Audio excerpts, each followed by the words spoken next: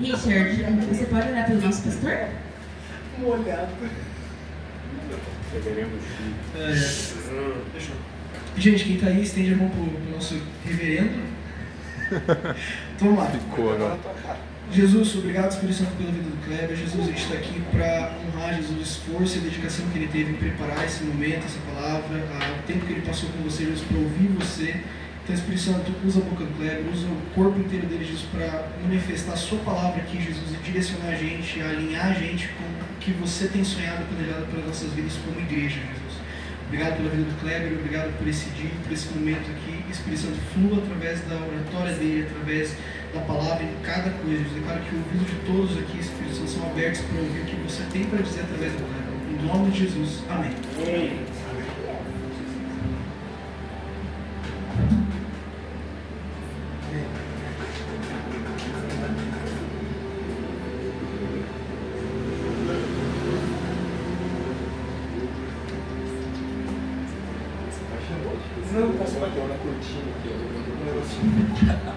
E aí, boa noite. Vocês estão felizes? Sim! Que bom, eu também estou. Estou muito empolgado porque a gente vai falar hoje. Queria que você tivesse com a tua atenção toda voltada para cá. A gente falou sobre Jacó semana passada. E a gente tem falado aqui na igreja sobre hospedar a presença de Deus e ser esse lugar para a presença de Deus. E a gente falou sobre um Jacó que correu o tempo todo atrás da bênção, e hoje eu queria falar sobre hospedar a presença, mas o tema da minha mensagem hoje é Esaú, o profano.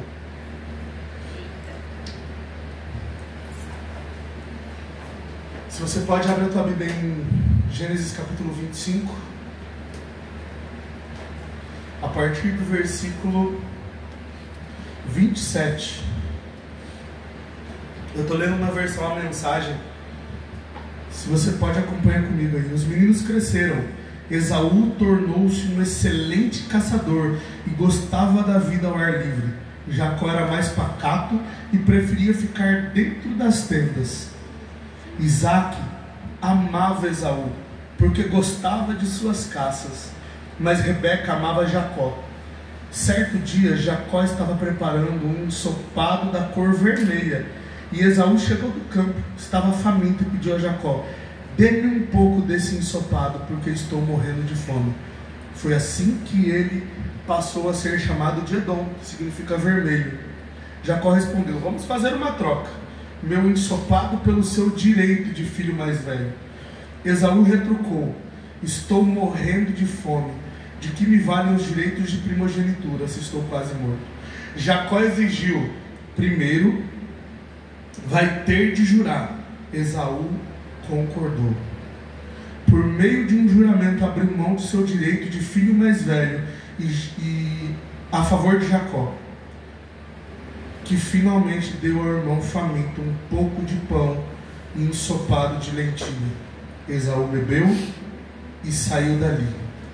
Foi assim que ele desprezou seus direitos de filho mais velho. Talvez eu não tenha feito isso semana passada, mas deixa eu te situar. Direito de primogenitura no Oriente era mais ou menos assim. Se você era o filho mais velho, você herdava do seu pai a bênção de ser o líder espiritual e civil da sua tribo. Então, basicamente, implicava dizer o seguinte: que se você fosse um primogênito que recebeu a bênção do seu pai, você poderia decidir a qual Deus adorar e principalmente aonde morar, como viver, o que comer, o que não comer. Eu estava olhando alguns historiadores e eles fazem uma pequena alusão a isso com Recabe. Você já deve ter lido a respeito dos recabitas. Recabe era um filho mais velho que recebeu uma bênção de primogenitura. E ele literalmente decidiu como o seu povo viveria. O seu povo não podia morar em lugares fixos, não podia beber álcool, e eles literalmente eram nômades. O que tem sobre a bênção da primogenitura aqui, literalmente é o cara que vai decidir a que Deus adorar, e o cara que vai decidir como essa tribo deve viver. Mas tem alguns detalhes aqui que parece que nos fogem aos olhos num primeiro momento. Se você olhar no capítulo 25, lá no versículo 9, fala que Isaac e Ismael enterraram Abraão. Aqui nesse capítulo 25. Logo depois fala que os meninos cresceram, mas eu quero que você entenda uma coisa. Existe uma promessa sobre a vida de Abraão. E essa promessa, ela é literalmente transferida através do poder, através da unção de primogenitura, através da bênção da primogenitura sobre o filho mais velho. Só que já tinha um detalhe aqui. Isaac não era o filho mais velho, Ismael era. Mas a palavra de Deus já havia dito que era Isaac. E agora esse Isaac, que sabia como era esse negócio do irmão mais novo dominando sobre o irmão mais velho, ele se vê diante de uma promessa dada sobre a vida de Esaú e Jacó. O mais novo dominará sobre o mais velho. Mas a palavra de Deus diz o seguinte, que Isaac amava Esaú por causa do que eles tinham em comum, ou por causa daquilo que eles gostavam de fazer juntos. Eles gostavam de sentar e comer uma boa caça juntos. Mas, só para você entender do que Esaú está abrindo mão, eu queria que você abrisse sua Bíblia lá em Gênesis capítulo 12. E eu vou abrir aqui na NVI, porque eu gosto da linguagem, só um pouquinho.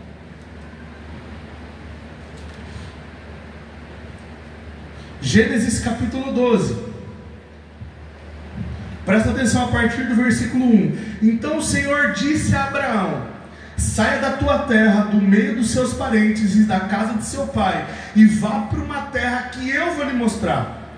Farei de você um grande povo e o abençoarei. O tornarei famoso e você será uma bênção. Abençoarei os que te abençoarem, amaldiçoarei os que te amaldiçoarem. Por meio de você, todos os povos da terra serão benditos. Vai para o capítulo 13.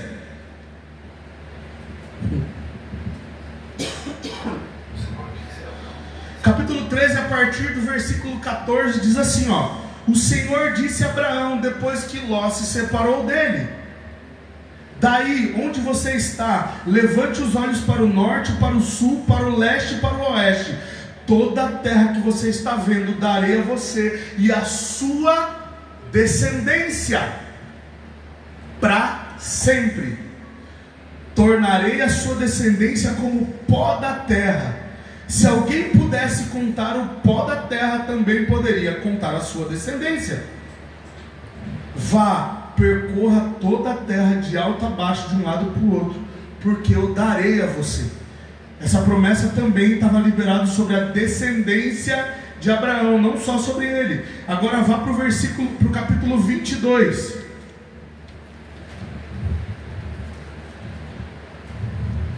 Capítulo 22, a partir do versículo 16. A palavra de Deus diz assim, ó. Gente, presta atenção nisso aqui que é muito sério. Presta atenção.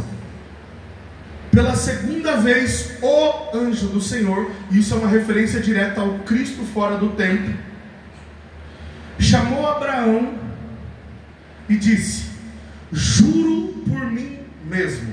Olha só. Eu não sei se você tem a dimensão disso, mas você lembra que quando Jacó pede a Esaú o direito de primogenitura, ele pede que que Esaú jure antes? Existia dentro desse contexto um peso muito forte sobre o juramento. Você não precisava de nenhuma testemunha, você não precisava de ninguém para dizer: olha, o Reinaldo jurou que ele dá o boné dele. Se existisse um acordo entre Reinaldo e eu, o povo do Oriente entendia isso como que havia um Deus vendo esse acordo e ele precisava ser cumprido. Eu não preciso de testemunha, era basicamente no fio do bigode, bota em cima da mesa e está sacramentado. Deus começa falando para Abraão: eu juro por mim. Essa é a expressão máxima do compromisso de Deus com uma palavra. Abraão, eu estou empenhando a minha palavra e dizendo para você, nós temos um acordo. E qual é a promessa que Deus está fazendo para Abraão? Juro por mim mesmo, declara ao Senhor, que por ter feito o que fez, não me negado o seu filho. Esse é o contexto em que Deus pede Isaac como sacrifício. Abraão leva Isaac lá para cima para ser sacrificado. De repente uma voz aparece do céu e diz, não mata o menino. E Deus está dizendo assim, eu estou jurando por mim, eu estou empenhando a minha honra, a minha palavra. Você pode me chamar de mentiroso e parar de me servir, se isso aqui for mentira. Esteja certo que o abençoarei e farei sua descendência tão numerosa quanto as estrelas do céu e como a areia à beira-mar. Sua descendência, presta atenção, conquistará as cidades dos seus inimigos. Por meio dela todas as nações da terra serão abençoadas, porque você me obedeceu. Quando Esaú decide literalmente falar assim, quer a primogenitura, brother? Do que adianta eu ter primogenitura se eu morrer de fome? Esaú estava abrindo mão de tudo isso aqui. Esaú estava dizendo, isso não é importante para mim. Mas presta atenção, lembra que eu te disse que o vovô Abraão morreu no capítulo 25? Provavelmente Jacó e Esaú ouviram do vovô Abraão as promessas que Deus tinha feito. Eles ouviram do pai Isaac as promessas que Deus tinha feito. Olha só, nós carregamos uma palavra, nós carregamos um decreto do céu, e o próprio Deus prometeu e empenhou a sua palavra de que nós seríamos gigantes, de que todas as nações da terra seriam benditas através de nós. Agora pensa comigo, se Deus se materializasse na sua frente agora, e Ele dissesse para você, eu juro por mim mesmo que eu vou realizar aquilo que eu te prometi, como é que você ficaria? Chega agora diante de Deus e começa a fazer uma oração, e Ele encarna na tua frente e diz assim, ó, eu estou empenhando a minha palavra e jurando por mim, Lucas, que você vai viver. Você teria alguma dúvida disso? Você teria alguma dúvida se você visse Deus na tua frente? A gente já falou sobre isso aqui. A maior crise nossa não é obedecer ao Senhor, é saber se é Ele mesmo falando.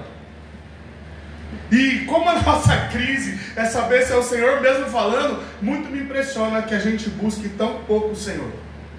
Muito me impressiona que a gente passe tão pouco tempo tentando discernir a voz dEle, conhecer a voz dEle. Porque se o nosso problema não é de obediência, o nosso problema é de preguiça de passar tempo com Ele. Ou a gente está distraído demais, ou melhor,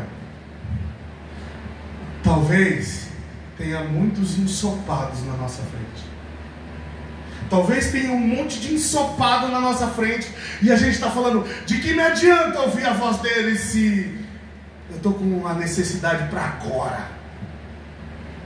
Deus prometeu que eu vou ser um pastor e que eu vou alcançar nações, mas do que adianta essa promessa se eu quero ser famoso agora?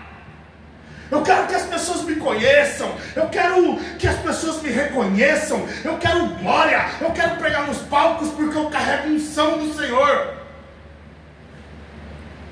Mas talvez você tenha esquecido que existe um decreto do Senhor sobre a tua casa. E sabe, eu não quero forçar argumento aqui. Por isso a partir de agora digo eu e não o Senhor, ok? E talvez seja Ele. Mas você percebe como todas as coisas cooperaram para que a palavra do Senhor, de que o mais novo dominaria sobre o mais velho, aconteceram? Cara, as circunstâncias literalmente favoreceram para que a palavra de Deus se cumprisse. Mas tem um detalhe: o Deus que deu a palavra de que o mais novo dominaria sobre o mais velho já tinha visto o futuro e só telegrafou para Rebeca, dizendo: Rebeca, essa guerra que tem no meio do teu ventre aí, que você está sentindo esse bololô todo, é porque o mais novo vai dominar sobre o mais velho. E eu não sei se você tem ciência de história bíblica, mas Os filhos de Esaú são chamados de edomitas por causa desse episódio. Edom literalmente não, ele dá a impressão no hebraico que é vermelho, que ele está se referindo ao vermelho. E lá na frente, Davi vai conquistar os edomitas, porque existia divisão entre irmãos. Mas sabe, uma coisa que me pega demais é que tem palavras que estão sobre a sua vida antes de você nascer. Tem palavras que estão sobre a sua vida antes de você ou dos seus pais pensarem em você existir. Essas palavras estão registradas na eternidade.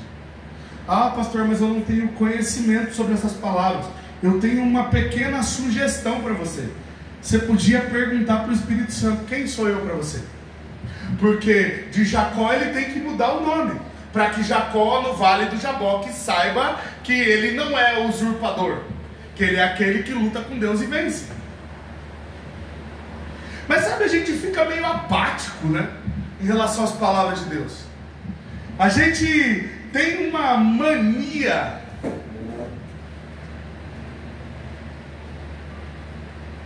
de estar hiperfocados ou no que aconteceu no passado, e aí a nossa identidade está toda estourada, porque a gente olha para trás e fala assim: onde é que Deus estava quando tudo aquilo aconteceu? Onde é que Deus estava quando meu pai me abandonou? Onde é que Deus estava quando meus irmãos caçoaram de mim? Quando eu fui, sei lá, abusado? Quando eu fui molestado? Sei lá, bicho. Onde é que Deus estava quando meu pai disse que saiu para fumar cigarro ou para ir comprar um cigarro e não voltou mais? Onde é que Deus estava? Onde é que Deus estava quando minha família e eu passando fome? Onde é que Deus estava quando, sabe? E a gente vai se pegando nessas coisas que aconteceram no passado, como se Deus tivesse perdido o controle das coisas. Sabe, querido, você precisa entender de uma vez por todas que as circunstâncias não mudam Deus. As circunstâncias não mudam quem Deus é. Deus é quem Ele é e ponto. E sabe, quando Deus te fez promessas de que você teria um casamento abençoado, Ele estava empenhando a palavra dele. E eu não sei se você sabe, talvez você não tenha lido nas Escrituras, mas o seu Deus não pode mentir. E tem uma coisinha a mais que eu queria só ressaltar, para que não restasse dúvida nenhuma sobre o que eu estou falando. Talvez você não conheça tão bem o seu Deus assim, mas se você foi encontrada por Ele, literalmente foi porque Ele se moveu na sua direção. E um Deus que se move na sua direção não está brincando com os seus sentimentos. Entenda uma coisa de uma vez por todas: você pode ser o santo que acha que vai subir para o céu com tripa, coração e tudo. Por mais que você tentasse encontrar Jesus, você não conseguiria se Ele não quisesse ser achado por você. Você não teria condições de reconhecer que Jesus é o Filho de Deus. Você não teria condições de reconhecer que o Espírito Santo está falando com você. Você não teria condições. Acredita no que eu estou te falando. Você só tem condições de reconhecer Jesus porque Ele quis que você o encontrasse. Aí você pode falar assim: não, mas eu nasci num lar evangélico. Quanto filho de crente que você conhece que vazou?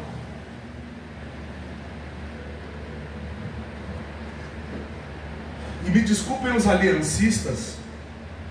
Sei que os aliancistas defendem a ideia de que se eu estou salvo, minha casa toda vai estar salva. Isso é uma grande besteira, porque a palavra de Deus diz que 2 estarão dormindo, um vai subir, o outro se lascou. O outro é caixão, vela preta e Satanás. Abraço, Sabe, brother? Mas eu quero te levar por essa reflexão hoje. Se você foi encontrado por Deus, Deus não está brincando com você.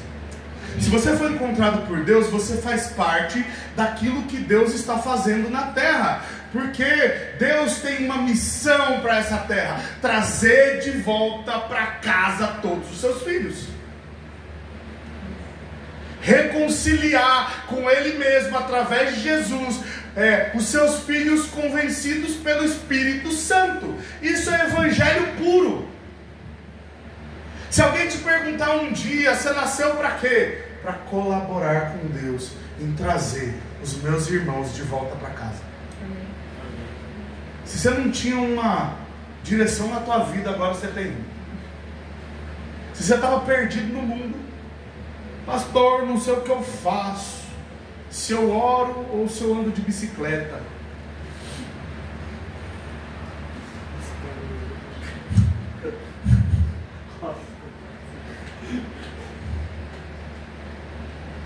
Você tem uma missão nesse mundo. Você foi alcançado por Jesus. E eu vou te falar um negócio: se você não sabia de tudo isso que eu estou falando, eu duvido muito, mas agora você é indesculpável.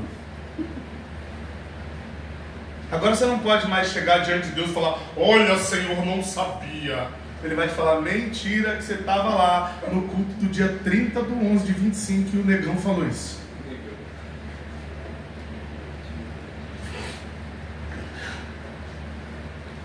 Mas tá, pastor, qual é a implicação disso tudo? O que você está tentando dizer para nós? Porque já são quase 8 e nós precisamos caminhar. O que eu estou tentando dizer para você, primeiramente, é: a pior desgraça para um ser humano é não conhecer as promessas de Deus sobre a sua vida. Tá, deixa eu dar um passo atrás. Ponto 1. A pior desgraça de um ser humano é não conhecer a voz do seu pai. Porque, cara, se você não conhece a voz do seu pai, você não tem como saber quais são as promessas dele para você. Ai, pastor, é só promessa? Não, é missão também, irmão. Você acha o quê? Que a promessa de Deus sobre a vida de Abraão não envolvia uma missão? Você acha que a promessa de Deus sobre a vida de Isaac, Jacó, Esaú não envolvia uma missão? Quando Deus te chama e te faz uma promessa, Ele está dizendo: temos um negócio para fazer junto. Ai, Senhor, queria ficar sentado tomando Todd na minha casa. Eu imagino Jesus te dando uma bica para fora da cama, falando: levanta, meu. Vamos trabalhar, irmão. Porque eu não sei se você sabe, né? Tem muita gente que sonha: ai, no céu eu vou ter meu galardão, vou morar na área nobre do céu. Não vai ter favela no céu, irmão. E a segunda coisa, tem gente que acha que vai ficar 1 bilhão de anos deitado numa rede com anjos abanando ele. Mano, para, o céu não é lugar de vadio. Os anjos estão todo dia no culto aqui, ó: santo, santo. Os caras devem estar com a boca doendo já: santo, santo.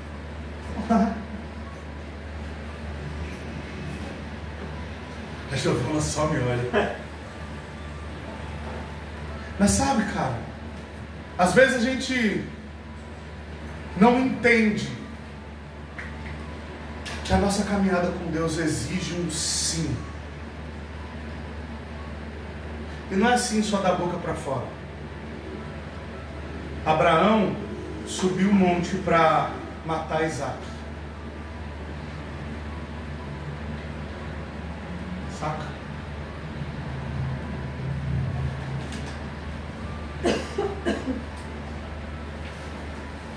Cara, vocês imaginam? Real, bro.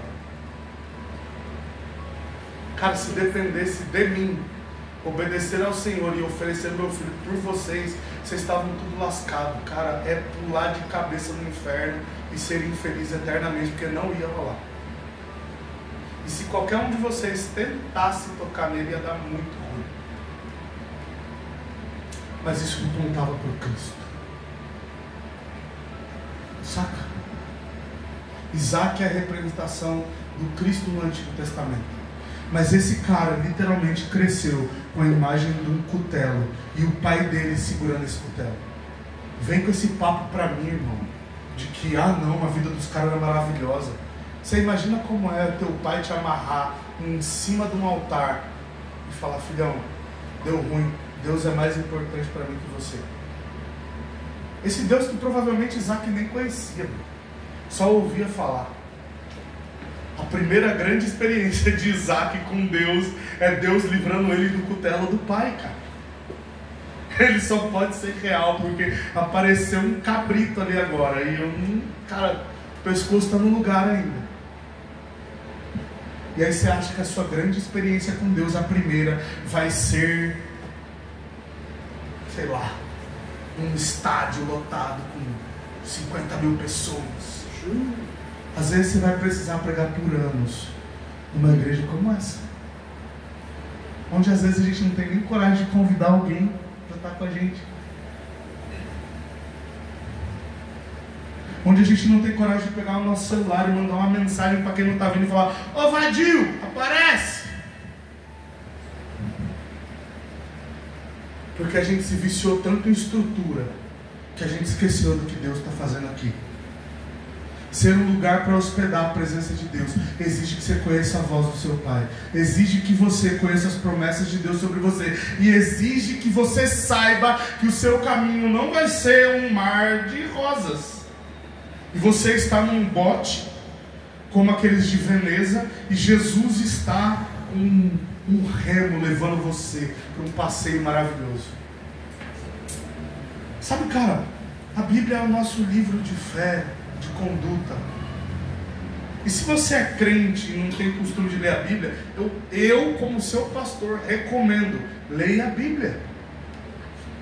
Aleluia!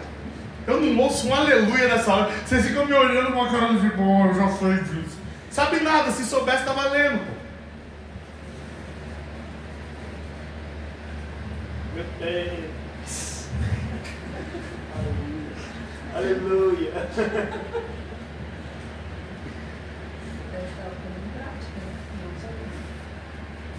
Tem.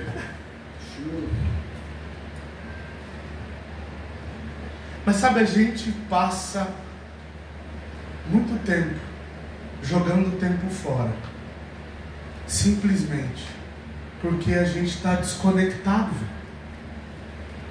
Ah, não, pastor, eu ligo pro Reinaldo toda semana para nós trocar uma ideia. Não é sobre isso que eu estou falando, cara. Talvez você está desconectado das palavras que Deus liberou sobre você. Por que está desconectado?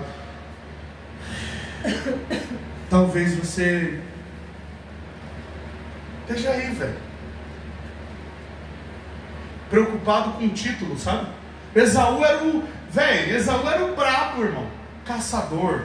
Lá na frente vai falar sobre o arco de Esaú, que o arco de Esaú era para homens muito fortes e valentes e guerreiros. O cara era o brabo, o pai ia abençoar ele, era o primogênito, ele era o diferentão.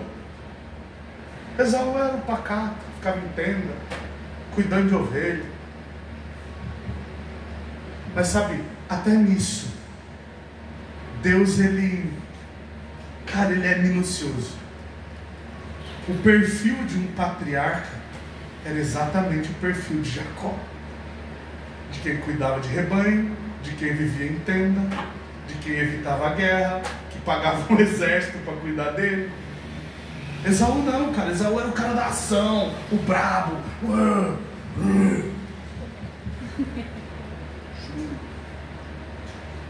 Aí você está aí falando assim: Deus, por que você me fez com esse talento que não serve para nada? E Deus está olhando para você e falando: brother, é sério? É sério que você olha para você e você acredita que você não tem o talento necessário para viver aquilo que Deus te deu para viver? Ai, Senhor, o Senhor me disse que eu ia pregar para multidões, nem na minha igreja eu consigo pregar. Eu não insisti, meu irmão. Uma hora eu te dou o microfone, prometo. É só Deus mandar. E assim, ó, é só Deus mandar e você caminhar junto, e você orar junto, e você estar perto, e você se submeter, e você fazer parte. Ai, pastor, mas eu queria um pastor famoso. Deu ruim para você, brother.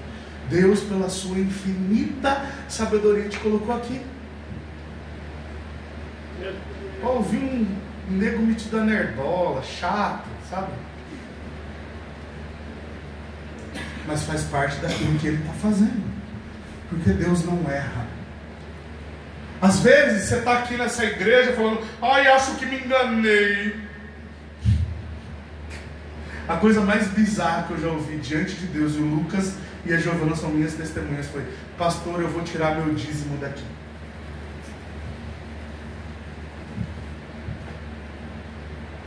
Se é por falta de tchau, vai com Deus. Porque não tem a ver com isso, cara.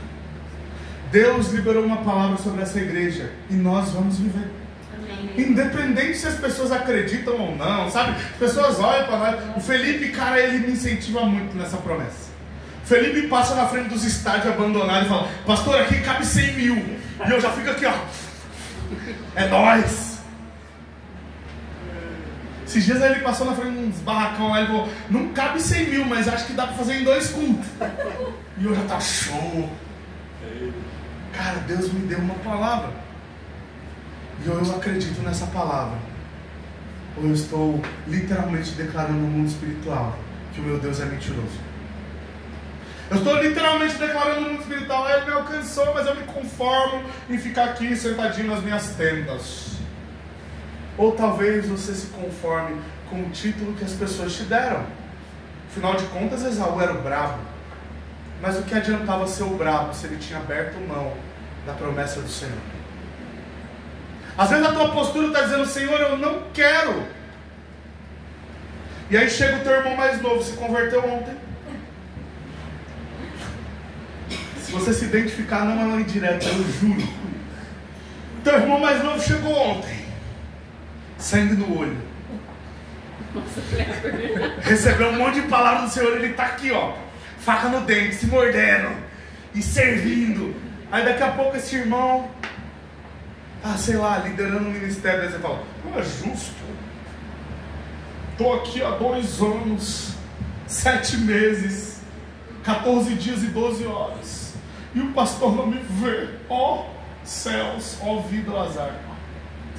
Vira homem, brother. Vira mulher, cara. Sabe? Pastor, eu tenho um chamado para trabalhar com mulheres. Então, beleza.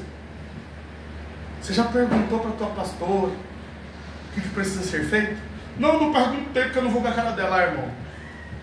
A porta tá aberta. Vai se lascar, brother, na moral. Ai, pastor, eu não convido ninguém para cá porque eu gosto muito que a igreja seja pequena. Não é Jesus que você está ouvindo. É o capeta. Eu não dizimo porque eu estou com as contas apertadas. Cara, deixa eu fazer um parênteses. Eu sei que quem fala bem de dízimo aqui é o Reinaldo e a Giovana. Mas deixa eu só fazer um parênteses. Você já considerou no teu coração que talvez Deus esteja colocando o seu coração à prova? Todos os meses. Sabe por quê, querido? Porque se você não consegue ser fiel no pouco, aí você vai exigir do Senhor as promessas dele. Imagina essa cena. Jesus te dá 10. E ele fala assim: você precisa ser fiel com 10, tá bom? Porque eu vou fazer de você um multimilionário. Só que, cara, eu acho que a igreja ela tem um problema de cognição em alguns momentos. Porque assim, ela pega e só lembra dessa parte da palavra: ele vai me fazer um milionário. Aleluia! E o cara tá marchando. Sabe? Ele fala para todo mundo da palavra. Ele só esquece de falar que Deus disse para ele ser fiel no pouco. E ele chega para Deus e fala assim: mas eu não tenho. Senhor, 10 não dá. Quando você tiver, querido, milhões na tua conta, você vai ter demanda de milhões. Aí sabe o que vai acontecer? Você vai falar: Senhor, e eu já vi, ninguém me contou. Um dia alguém chega para mim e fala assim: pastor, eu estou na dúvida entre pagar os meus funcionários e dar o dízimo. Cara, eu senti a pegadinha no ar. Que se eu digo para ele assim: dá o dízimo, ele vai falar: tu é ladrão, porque eu tenho compromissos civis. Eu falei: irmão, pergunta para Jesus, cara. Não me bota nessa roubada, não. Mas quando você tiver milhões, a tua demanda vai ser de milhões. Você não consegue ser fiel com 10 conto, brother. Você não consegue ser fiel com essa, sabe, com essa porção que Deus te deu. E aí você fala assim: Deus, eu não estou sendo fiel com a porção que você me deu, mas aumenta a porção que eu vou ser. Aí a primeira coisa que você faz é tirar um carro zero. Ai, pastor, eu pagava 500 de parcela de carro, agora eu pago 6 mil. Não dá. O cara está andando de BMW dizendo que não tem dinheiro. E se você fala de dízimos, você é picareta. Só que deixa eu te falar uma coisa. Quando a palavra de Deus diz para você ser fiel nos dízimos e nas ofertas, muitos de nós falam assim, ó, isso é coisa do Antigo Testamento. Mas também é coisa do Antigo Testamento a promessa de que o Messias viria. Então, se você quer jogar o Antigo Testamento fora, você precisa desconsiderar todos os critérios que apontavam para o seu mestre. Logo, a Bíblia não é um livro confiável se o Antigo Testamento precisa ser jogado fora. Logo, Jesus não é o nosso Salvador. Ou você crê na Bíblia toda, ou você precisa negar o Cristo. E literalmente reconhecer qualquer outro Deus e dizer assim, ó, tomara que você exista e me salve. Porque se você crê nesse livro como seu livro de fé, prática e conduta, você precisa abraçar ele todo. Você precisa abraçar esse livro quando ele diz assim, ó, você precisa ser santo. Você precisa abraçar esse livro quando ele diz assim, ó, marido, seja Jesus na vida da sua esposa. Esposa, esteja na mesma missão, ou na submissão do seu marido. Você precisa ser fiel a essas escrituras quando ela diz que fornicação é pecado.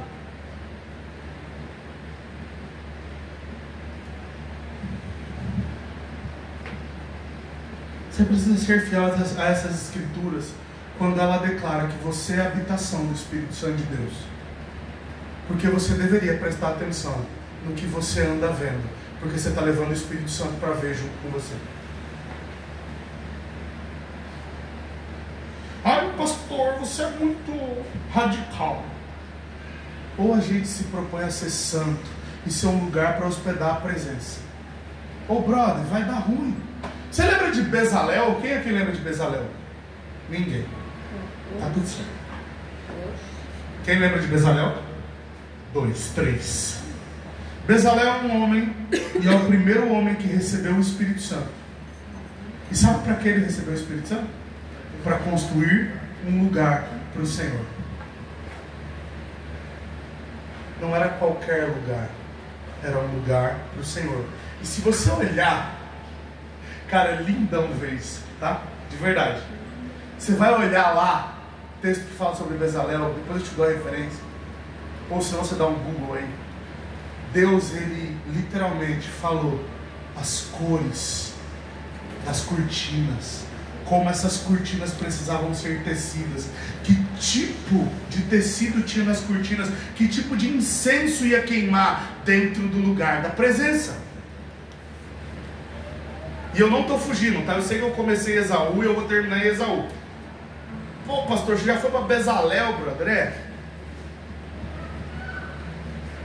Porque Deus não se manifesta em qualquer lugar. Sabe, eu sinto no meu espírito o Senhor gritando e dizendo: o meu povo precisa se santificar. Amém. Porque o meu povo tem levado o Espírito Santo de Deus para ver coisas que não agradam o meu coração. Você tem feito acordos que Deus não faria, apertado mãos que Deus não apertaria. Você tem se tornado amigos de pessoas com quem Jesus não andaria. Ah, pastor, Jesus andava com prostitutas, eu vou andar também. Mas Jesus não consumia o produto, ele transformava a vida delas. Ai, muito duro.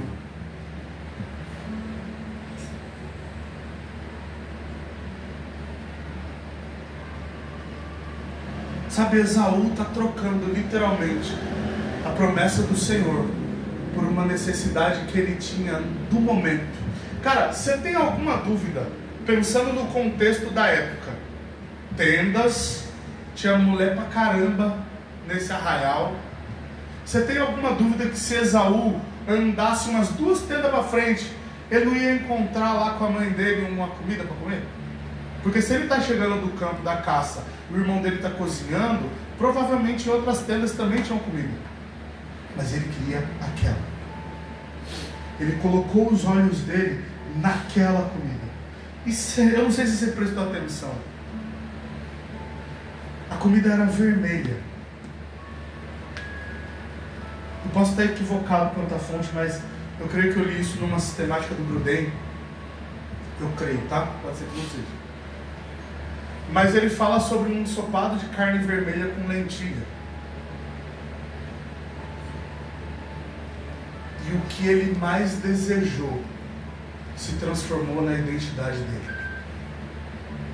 Edom significava vermelho por causa do ensopado. E ele, a partir daquele momento, recebeu esse título de Edom. E depois o povo dele se tornou no povo edomita.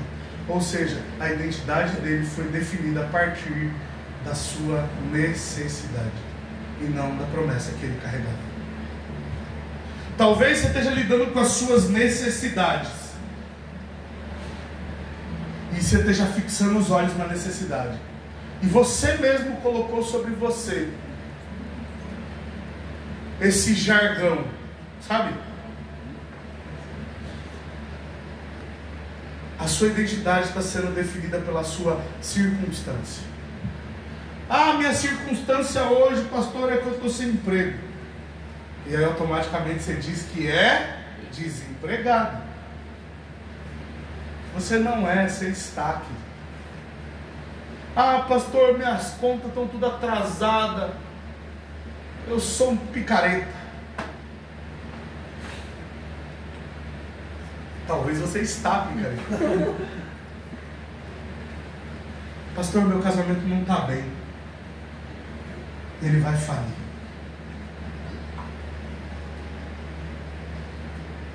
Não é isso que o céu está dizendo sobre você. O que o céu diz é que você vai se casar com a mulher da sua juventude. Você vai deixar sua mãe e seu pai e vai se unir à sua esposa. Vocês vão ser uma bênção. Amém. Essa palavra está sobre a sua casa. E aí você olha para a tua esposa, carne da sua carne, osso dos seus ossos. Você essa maldita. Cara, você está declarando palavras que não vêm do céu sobre a vida da tua esposa no momento da raiva. Sabe, a gente vai trocando momentos pela palavra de Deus. Deus diz que teu filho é um profeta, que ele vai ser poliglota. E aí teu menino tem dificuldade de escrever. Você fala, ó, que menino burro. Você está afetando a identidade da tua criança, ao invés de reforçar a palavra de Deus. Tua esposa, que antes não gostava de crente, agora serve na igreja. E aí você fala, nossa, essa mulher vai há muito tempo na igreja. Meu Deus! Teu filho, que antes andava com um monte de drogado, vai na igreja agora. E aí você está incomodado porque esse menino passa muito tempo com esse pastor. O que ele está aprendendo lá, bro?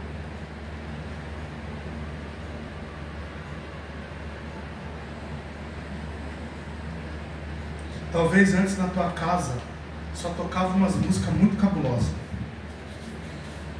Eu nem vou citar gênero. E hoje você chega em casa e está tocando Cassiane. Deus vai na frente.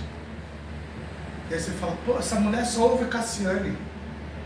Mas você não se incomodava quando ela ouvia funk dizendo rebola até o chão, você é uma cadela ou coisas do gênero.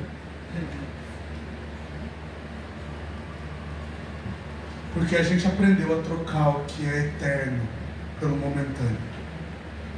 A gente aprendeu a trocar aquilo que nos satisfaz a alma pela eternidade com Deus. Aí, pastor, você está dizendo que eu vou para o inferno? Não, mas a eternidade já começou e você pode desfrutar da presença dele e de uma identidade firmada nele, mas você insiste em viver como um filho de Satanás, profanando a santidade do Senhor. Eu não sei se você sabe, mas um dos termos no hebraico que se referiam a Esaú era Esaú, o profano. Aquele que profanou a aliança do Senhor, a aliança com o Senhor.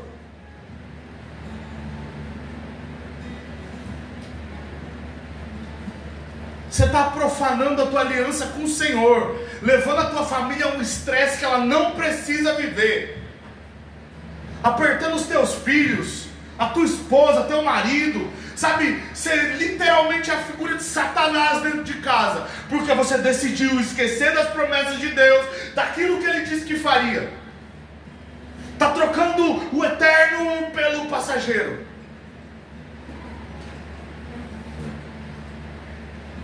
E está dizendo assim, olha, de que me adianta? De que me adianta ter um chamado e uma vocação pastoral, se hoje eu estou sem grana? Sabe, eu me lembro que quando Jesus chegou para nós e falou assim, chegou o tempo. Cara, a gente não estava nem perto de ser ordenado, de verdade. A gente já tinha palavra, eu tinha palavra desde os 8 anos de idade. E eu estava na minha igreja.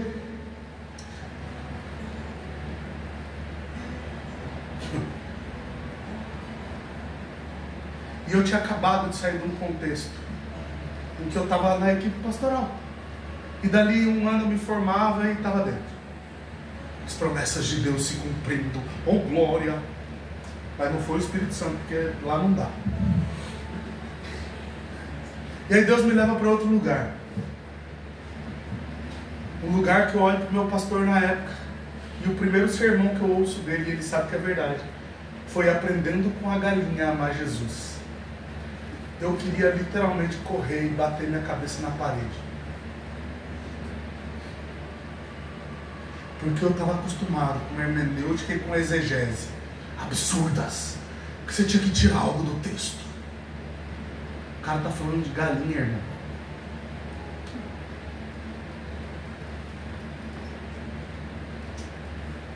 Mas o Senhor diz assim, ó, chegou o tempo.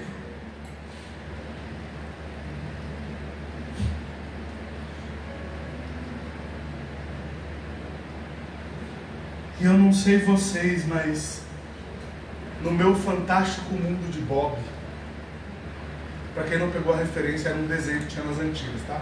Depois você procura no YouTube criança, você vai ver o que é o fantástico mundo de Bob. No meu fantástico mundo de Bob ia ser mais ou menos assim. Eu vou descrever a cena para vocês. Que a gente ia sair, a gente já tinha um grupo que caminhava com a gente, e esse grupo ia se multiplicar, e em uns 2 anos no máximo a gente teria ali umas 500 pessoas. E aí a gente teria seminaristas, e a gente ia conseguir passar a visão, e eu já imaginei um monte de coisa na minha cabeça.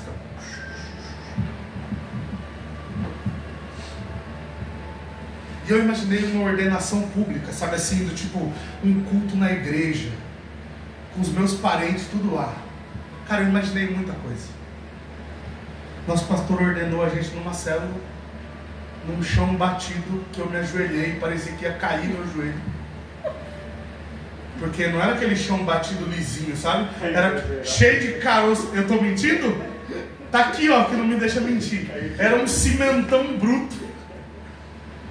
Joelhei! Os nossos pastores foram lá, bota a mão na nossa cabeça, ora. E tem um detalhe, meu irmão, os futuros pastores aí. Quando você levanta, você acha que você vai levantar com uma unção diferente. Que agora, brother, sabe? Agora o capeta vai passar, eu vou dar um tapa, ele vai voar na parede. Sabe? Você acha que você vai ajoelhar Bruce Banner e vai levantar o Hulk, brother, dando tapa no vento e o vento... Brother, você levanta e sabe o que muda? A dor no joelho. A dor no joelho. Não muda nada. Eu só estava com o joelho mais preto de doído. Eu levantei e a gente vai para a realidade. E eu acho que você está aqui faz um pouquinho mais de um ano. Você viu que a gente não tem 500 pessoas. Não tem seminarista. Não tem seminarista, só vai ter ano que vem. Um monte de gente chega aqui e não entende o que a gente fala, porque as pessoas estão literalmente atrás daquilo que lhes afaga o ego. Mas sabe uma coisa que não mudou? Uma coisa que não mudou foi: eu continuo acreditando no que Deus me disse sobre essa igreja. Amém. Eu continuo olhando para as promessas de Deus, e esses dias atrás Deus nos surpreendeu com algumas novas palavras. Mas sabe, Deus nos deu um número.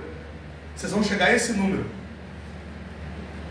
No dia que Ele falou isso, no outro começa a sair gente da igreja, começa a faltar, cadeira vazia. Porque talvez esse seja o nosso Isaac.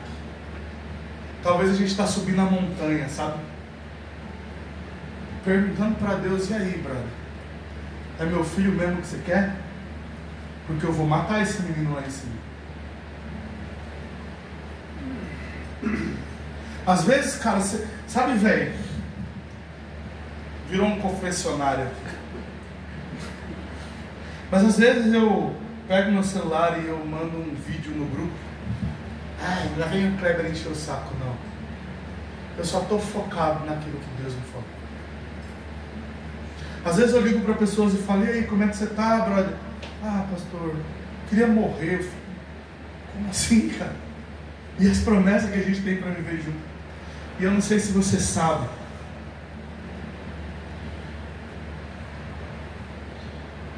mas a gente tem uma promessa de um avivamento nas famílias dessa cidade. A gente tem uma promessa de que casamentos seriam restaurados através de nós.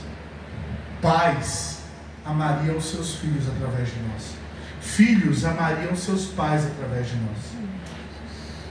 Nós temos promessas de enviar famílias para nações, para levar essa cultura para lá. Honra, identidade, legado. Honrar o que o outro carrega de Jesus. Firmar a identidade em Cristo. E deixar isso para os nossos filhos e para os filhos dos nossos filhos. Nós temos palavras de que nós seremos 100 mil nessa nação. 100 mil pessoas. Sei lá quantas famílias isso vai dar. Mas a gente tem uma promessa de ser a maior igreja de Curitiba. Você quer tentar matar o chamado de quem foi chamado para ser a maior igreja? Olha para o teu lado. Olha para essa cadeira vazia. Meus irmãos, a frieza que a gente tem visto no nosso meio não tem a ver com o cenário sociológico, antropológico da nossa geração. Tem a ver com a resistência das trevas tentando nos parar. Você quer parar um pastor? Coloca nele, no coração dele, implicância por pessoas. Você quer parar um pastor? E o Satanás sabe disso, tá? Satanás começa a disseminar implicância no meio dos membros. Ah, eu não vou lá, não tem telão. Kleber é muito grosso. Não tô fino mais.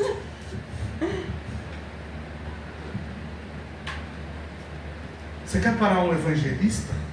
Coloca no coração dele implicância por pessoas. Coloca no coração dele implicância com os pecadores, para você ver se você não para o chamado dele. Você quer parar um mestre?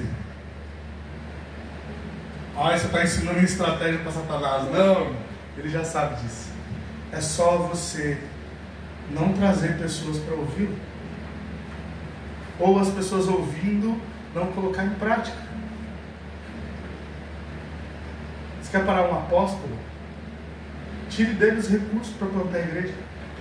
Tire dele os recursos para enviar pessoas. E eu não sei se você sabe, mas a gente está tentando se mover em 5 ministérios. Porque é bíblico. E eu vejo no meio de vocês mestres, apóstolos, pastores, evangelistas. Mas sabe, igreja, Eu sinto no meu coração que nós, essa comunidade, e vocês sabem que eu respeito e amo todos vocês, mas eu sinto que cada um de nós está trocando o que é eterno pelo que é passageiro. Ah, pastor, você me trouxe só para me dar uma bronca? Não. Eu te trouxe para te situar numa promessa, que nós ainda temos mais ou menos 99.960 pessoas para chegar. Não estou contando nossas crianças. Mas sabe o que Satanás tem feito no nosso meio? Colocado desânimo. Porque é fácil se empolgar com um monte de cadeira lotada e no hype. Mas nós não seremos conhecidos por aqueles que desistiram. Tem uma música antiga do Fruto Sagrado, que o tema dela, eu amo o tema dessa música, que ele diz assim: ninguém me encontrará entre os fracos. Ninguém me encontrará no meio daqueles que desistem. Porque se vocês não estiverem aqui para me ouvir amanhã é segunda, mas domingo que vem, eu vou continuar pregando. E se no outro domingo vocês decidirem que vocês estão cansados demais do ano, eu vou estar aqui pregando, tocando meu violão e berrando. Ah, mas não vai ter ninguém. Já não teve ninguém antes. Eu me lembro de dias que tinha eu, Giovana, Mateus e Maitê de colo. E eu estava tocando com a mesma intensidade. Vocês acham o quê? Que eu estava tocando o violão mais leve porque minha filha estava dormindo? Eu estava berrando no ouvido dela. E hoje ela berra no meu.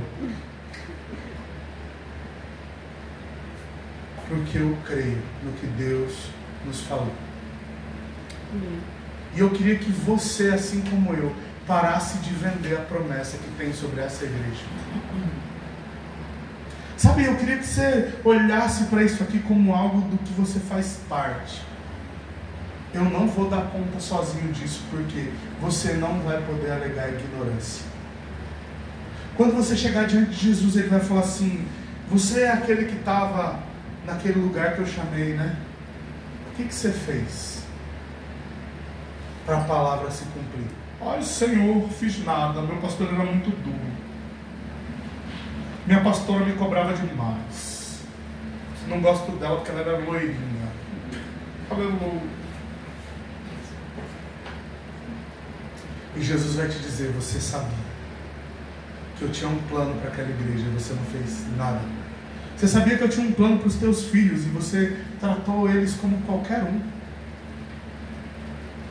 Você sabia que eu tinha dito sobre os teus filhos que eles seriam profetas e você criou eles para ser do business, somente do business. Porque é possível ser um profeta no meio do business. Ai, Senhor chamou meu filho para ser poliglota, mas eu escolhi colocar no coração dele implicância por outros idiomas. Ai, nós falamos português aqui em casa. Sabe, cara, isso é muito bonitinho. A Maitê,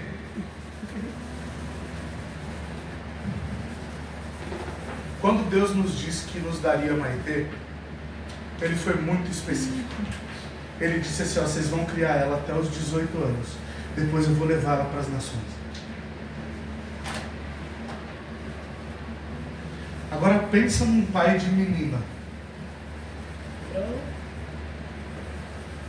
E cara, é muito louco o que eu vou falar para vocês agora, mas de vez em quando a Maitê está cantando e ela não sabe inglês, obviamente, mas ela está sofejando um idioma que ninguém sabe qual é, porque ela ouve as músicas em inglês e ela fica tentando reproduzir. A gente nunca incentivou ela a fazer isso, mas agora quando ela está cantando, eu estou falando: cara, teu inglês está ficando cada dia melhor. E ela não está falando nada, gente.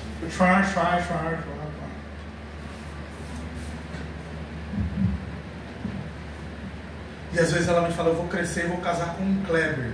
Não você, pai, um outro Kleber. E eu tô tipo: ah, meu filho, eu quero matar alguém. Meu bebê. Mas eu posso concordar com o céu e enviar minha filha aos 18. Ou eu posso colocar nela a implicância e dizer que ela precisa ser uma profissional do mercado de trabalho que se casa aos 30. Porque é isso que o mundo está dizendo.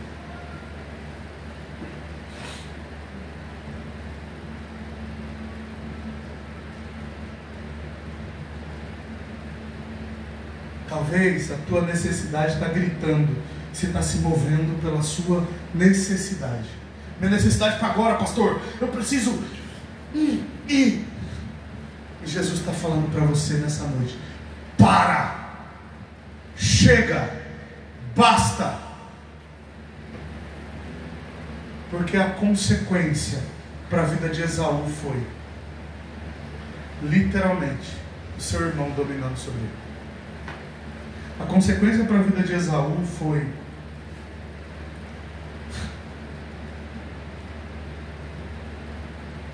não ter sobre a vida dele e sobre a história dele o legado da sua família.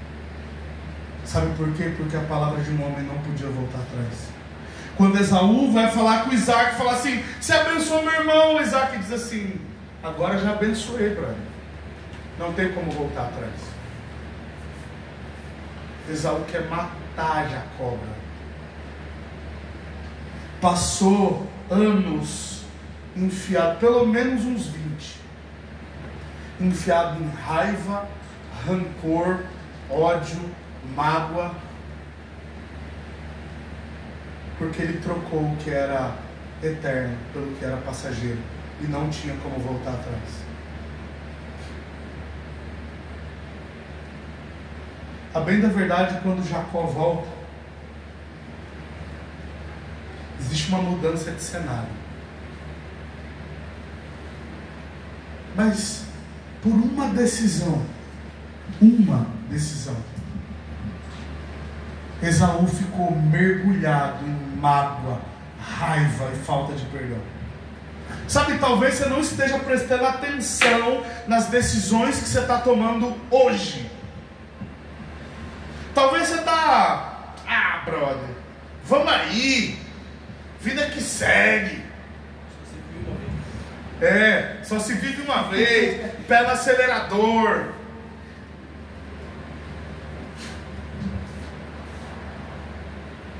Mas as decisões que você está tomando hoje, assim diz o Senhor, e eu tenho certeza, vão impactar a sua vida para sempre.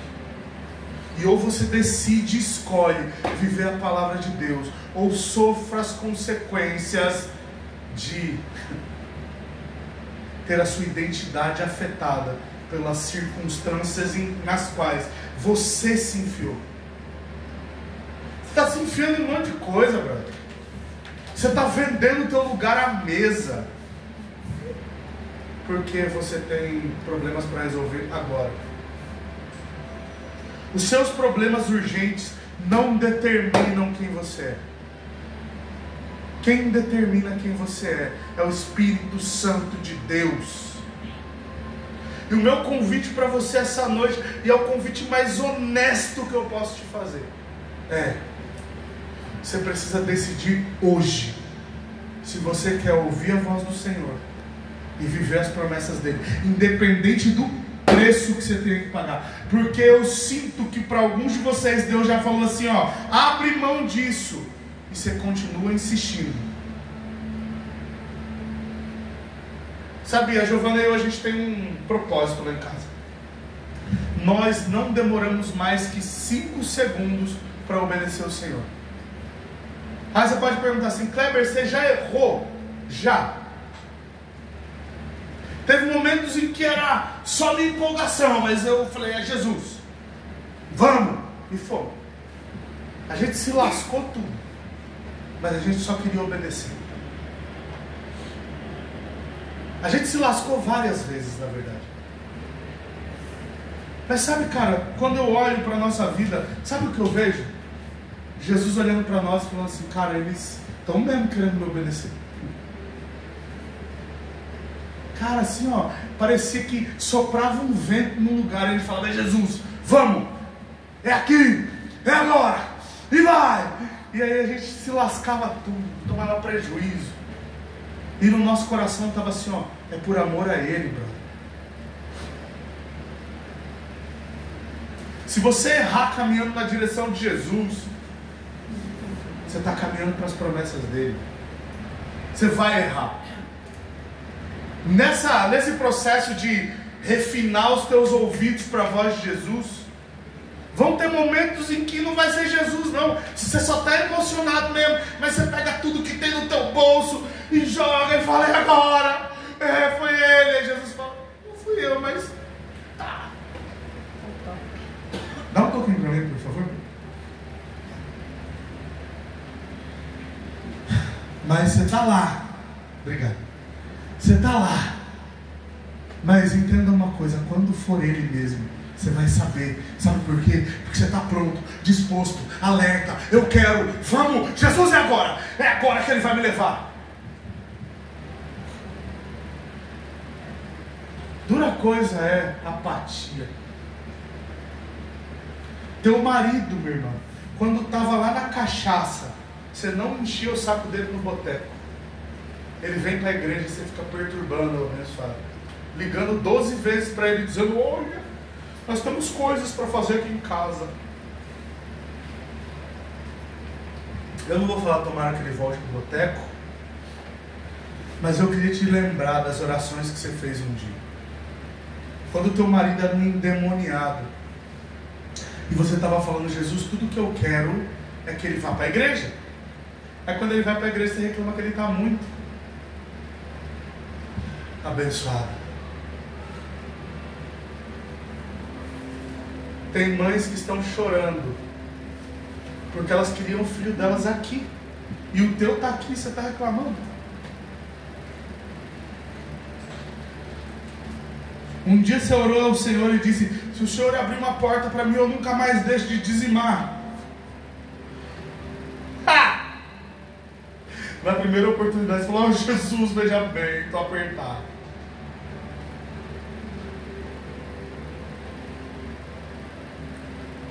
O Senhor te trouxe aqui hoje para dizer assim: está na hora de você começar a conhecer a minha voz de verdade.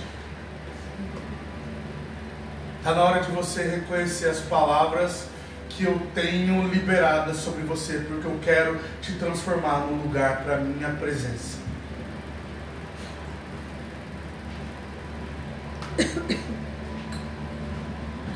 Eu quero transformar a tua casa num lar para mim. Eu quero alcançar a tua mãe, teu pai, tua família, teus filhos, teu marido, tua sogra. Eu profetizo que a sogra de vocês vai estar sentada aqui um dia. Aquela desviada que hoje é filha de Satanás vai ser alcançada por Jesus. Teu filho que está perdido, você está orando há tanto tempo, dizendo: Jesus, não sei mais o que eu faço. O Senhor te trouxe aqui hoje para te dizer: eu sei o que eu faço. Fica tranquila. Fica tranquilo. Vou trazer de volta.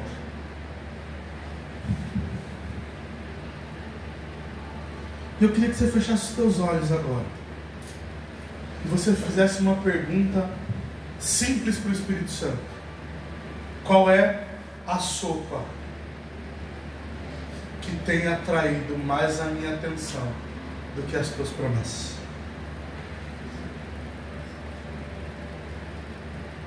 Qual é? Onde é que meus olhos estão, Jesus? Qual é a circunstância que está me roubando do Senhor? Se você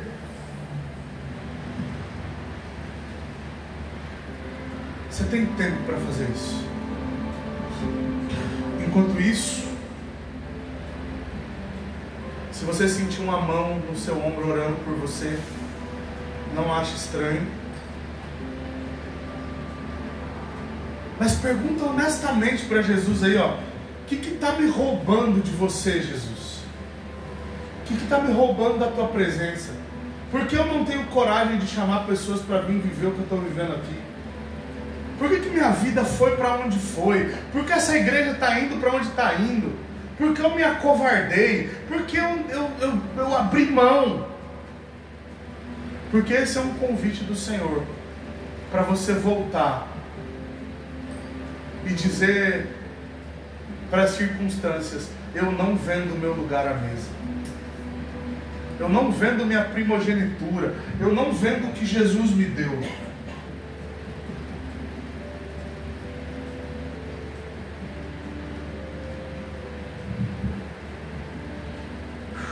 Deixa Jesus ministrar o seu coração de uma vez por todas.